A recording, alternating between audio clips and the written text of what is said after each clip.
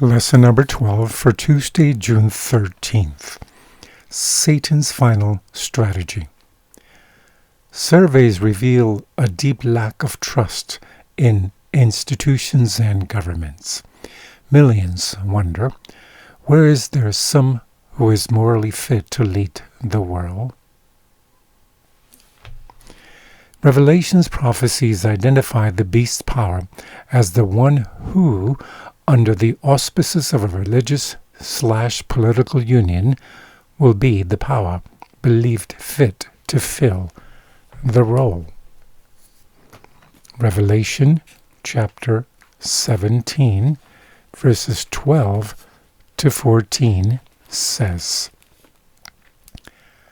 "And the 10 horns which you saw are 10 kings, which have received no kingdom as yet, but receive power as kings 1 hour with the beast. These have one mind, and shall give their power and strength to the beast. These shall make war with the Lamb, and the Lamb shall overcome them. For he is Lord of lords and King of kings, and they that are with him are called, and chosen, and faithful." How does John describe these final scenes of Earth's history? What powerful contrast is seen here?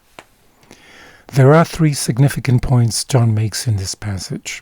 First, the political powers have one mind and give their power and authority to the beast. Second, this conglomerate of error makes war against Jesus, the Lamb. Third, in Earth's last war, Christ and his followers are triumphant. The beast does not win. Jesus does. Have you ever wondered what strategy the devil might use to unite the nations? History often repeats itself. We discover valuable lessons from the collapse of the Roman Empire. When Germanic invasions from the north ravaged Western Europe, the Roman Emperor Constantine turned to religion.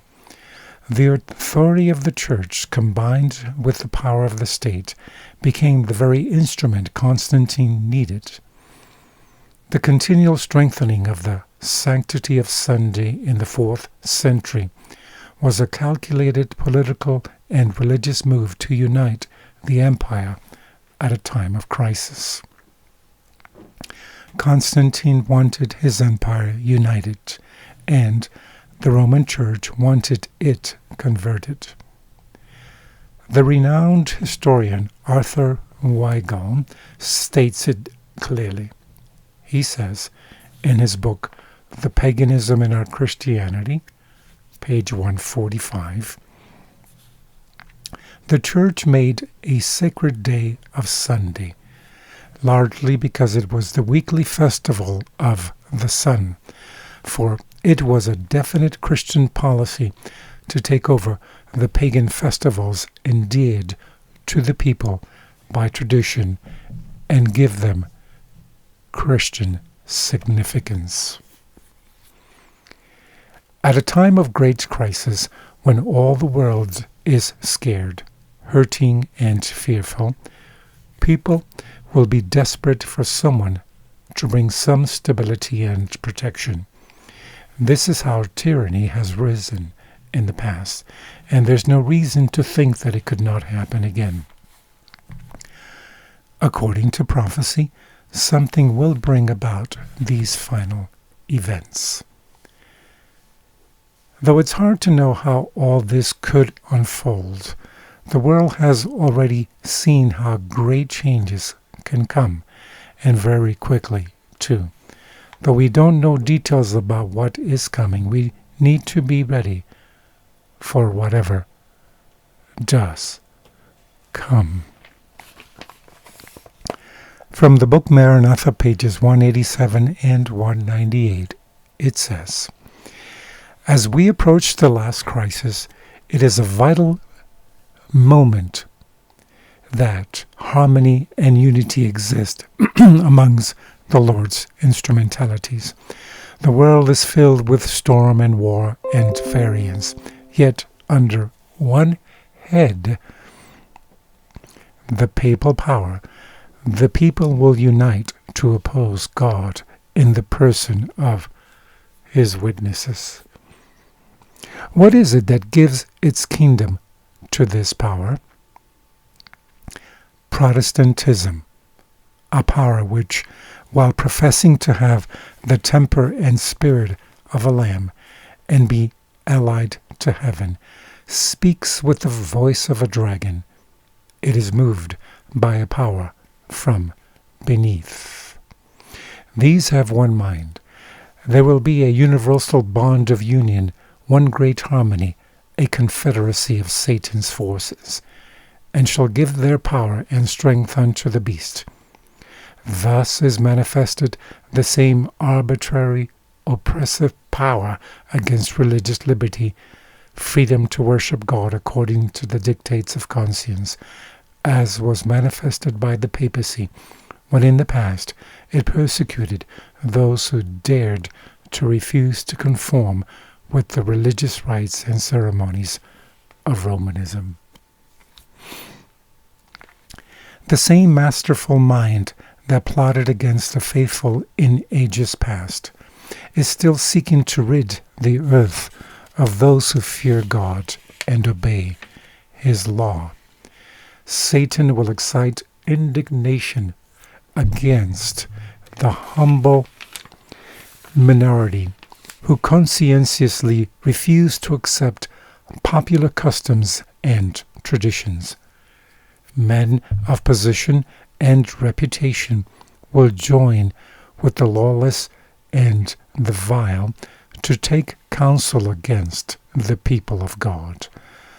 Not having a "thus saith the Scriptures" to bring against the advocates of the Bible Sabbath, they will resort to oppressive enactments to supply the lack.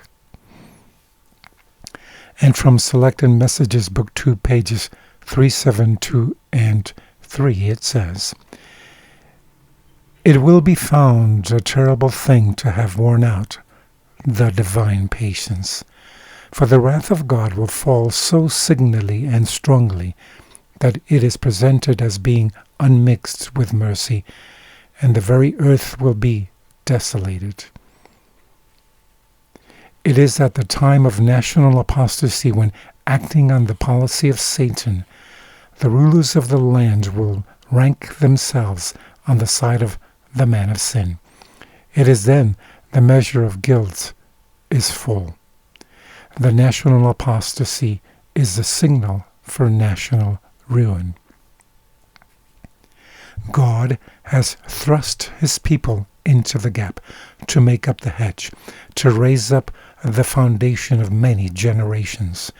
The heavenly intelligences, angels that excel in strength, are waiting, obedient to his command, to unite with human agencies, and the Lord will interpose when matters have come to such a pass that none but a divine power can counteract the satanic agencies at work. When his people shall be in the greatest danger, seemingly unable to stand against the power of Satan, God will work in their behalf. Man's extremity is God's opportunity.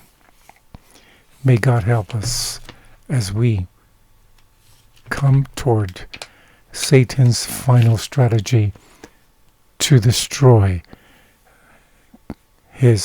God's people that keep his commandments by conglomerating and conflating the world powers with the beast power of Roman hierarchy, papal supremacy, and Protestantism, false religions combined, as they both seek the power of the civil state to enforce their dogma upon the consciences of the population. May God help us to be faithful to his commandments, specifically when forced to disobey the fourth and forced to obey the first day of the week, the false day of worship, Sunday. Have a blessed day.